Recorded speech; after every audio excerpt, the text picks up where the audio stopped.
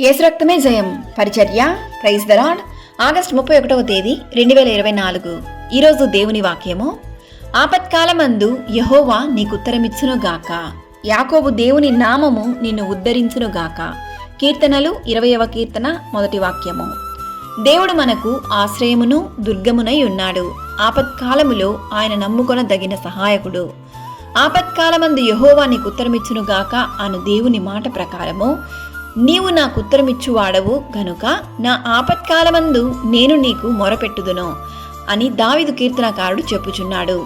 ఈరోజు ఈ వాక్యం వింటున్న ప్రియ సహోదరి సహోదరులారా, మీ జీవితంలో నీవు వెళ్ళే మార్గం ఎంతో భయంకరమైనదిగాను అపాయకరమైనదిగాను ఎంతో కష్టాల గుండా నీవు ఉన్నట్లయితే దిగులు చెందకు.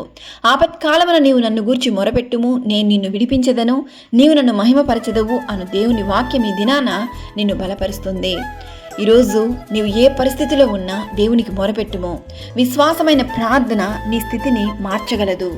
నీ తల్లిదండ్రులు, నీ బంధుమిత్రులు, నీ స్నేహితులు, నీ చుట్టూ ఉన్న ఎవ్వరు కూడా నీ పరిస్థితిని మార్చలేకపోవచ్చు. కానీ మనుషులకు అసాధ్యమైన కార్యము దేవునికి సాధ్యము. కావున దేవుని సన్నిధిలో మొరపెట్టుము, దేవుడు నిన్ను ఆశీర్వదించి దీవించును.